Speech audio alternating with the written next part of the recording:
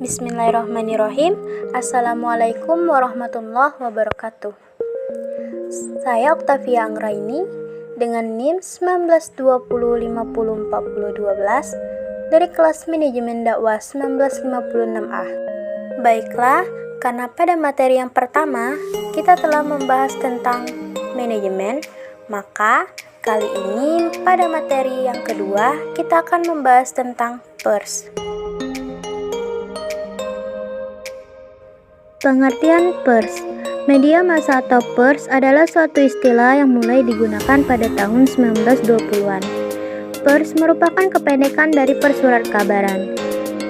Masyarakat dengan tingkat ekonomi rendah memiliki ketergantungan dan kebutuhan terhadap media massa yang lebih tinggi, karena pilihan mereka terbatas.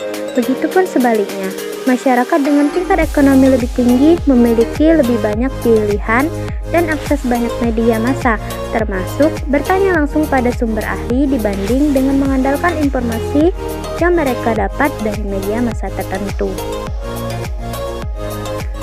Menurut Undang-Undang Nomor 40 Tahun 1999 tentang pers, pers adalah lembaga sosial dan wahana komunikasi massa yang melaksanakan kegiatan jurnalistik yang meliputi mencari, memperoleh, memiliki, menyimpan, dan mengelola serta menyampaikan informasi baik bentuk tulisan, suara, gambar, suara dan gambar, serta data dan grafik maupun dalam bentuk lainnya dengan menggunakan media cetak, elektronik, dan segala jenis saluran yang tersedia.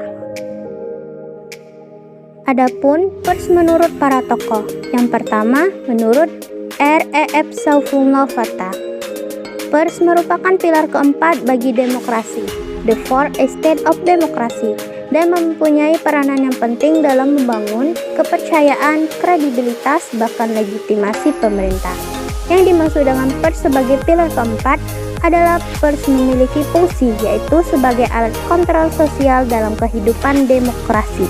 Yang kedua, menurut Umar Seno Aji, pers dalam artian sempit yaitu penyiaran pikiran gagasan atau berita-berita dengan kata yang tertulis. Pers dalam arti luas yaitu memasukkan di dalamnya semua media mass communication yang memancarkan pikiran dan perasaan seseorang yang baik dengan kata-kata tertulis maupun lisan. Selanjutnya, menurut Kustadi Suhandang, pers adalah seni keterampilan mencari, mengumpulkan, mengolah, menyusun dan menyajikan berita tentang peristiwa yang terjadi sehari-hari secara indah dalam rangka memenuhi segala kebutuhan hati nurani khalayaknya.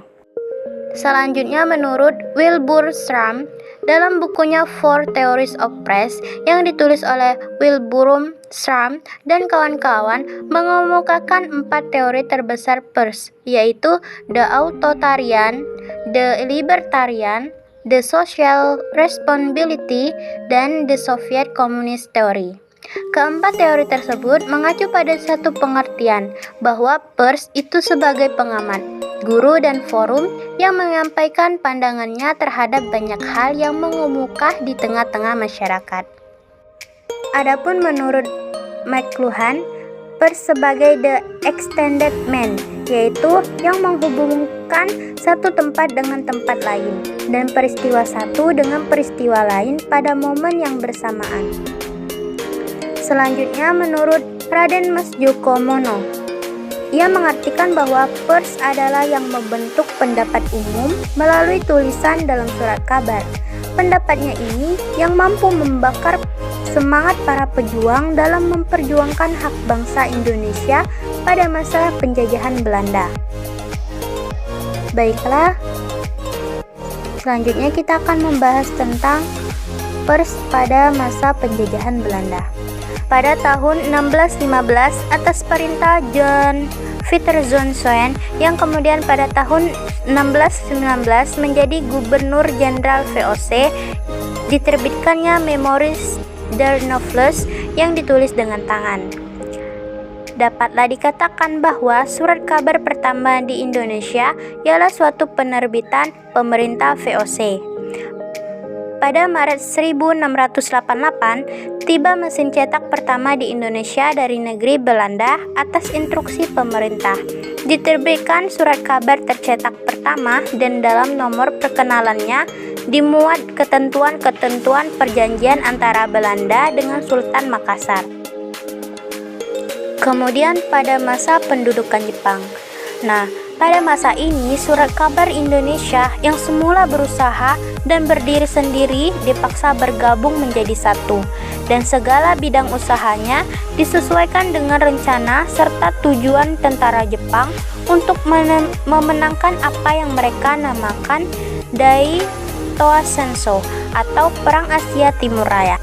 Kemudian pada masa revolusi fisik, peranan yang telah dilakukan oleh pers kita di saat-saat proklamasi kemerdekaan dicetuskan dengan sendirinya sejalan dengan perjuangan rakyat Indonesia. Bahkan tidak sedikit dari para wartawan yang langsung turut serta dalam usaha-usaha proklamasi.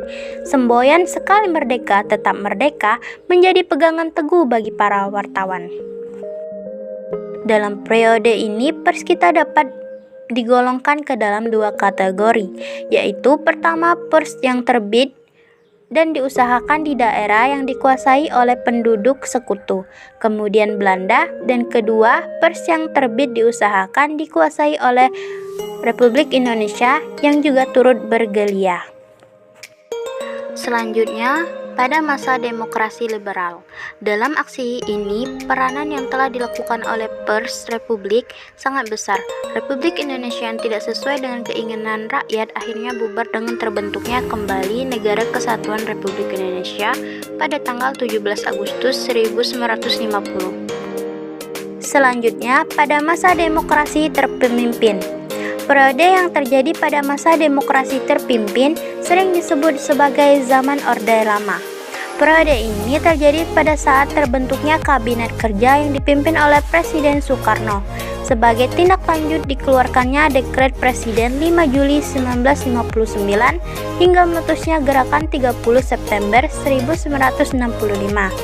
Kemudian ada pada masa Orde Baru. Seperti yang kita ketahui bahwa keadaan pers di Indonesia pada masa Orde Baru merupakan bersifat otoriter. Hal itu dapat diketahui bahwa pers selalu mendapatkan tekanan dari pemerintah. Sistem pers model otoriter tersebut memaksa pers untuk selalu tunduk kepada pemerintah. Keberadaan pers di Indonesia diawasi secara ketat oleh pemerintah dan di bawah naungan Departemen Penerangan. Selanjutnya, pada masa reformasi, salah satu jasa pemerintahan B.J. Habibie pasca Orde Baru yang harus disyukuri ialah pers yang bebas. Pemerintahan Presiden Habibie mempunyai andil besar dalam melepaskan kebebasan pers, sekalipun barangkali kebebasan pers ikut merugikan posisinya sebagai presiden. Masa reformasi kemudian mengubah semua sistem perizinan pers di Indonesia. SIUPP atau Surat Izin Usaha Penerbitan Pers. Perubahan ini kemudian dianggap sebagai salah satu jasa pemerintahan B.J. Habibie pasca Orde Baru. Selanjutnya, media massa tradisional. Media massa tradisional adalah media massa dengan otoritas dan memiliki organisasi yang jelas sebagai media massa. Secara tradisional, media massa digolongkan sebagai berikut, yaitu surat kabar, majalah, radio, televisi, film, atau layar lebar. Media massa modern. Seiring dengan berjalannya waktu dan perkembangan teknologi dan sosial budaya, telah berkembang media-media lain yang kemudian dikelompokkan ke dalam media massa seperti internet dan telepon seluler. Pembahasan selanjutnya adalah fungsi pers.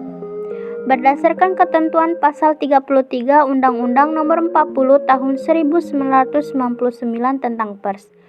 Pers berfungsi sebagai media informasi, pendidikan, hiburan, dan kontrol sosial.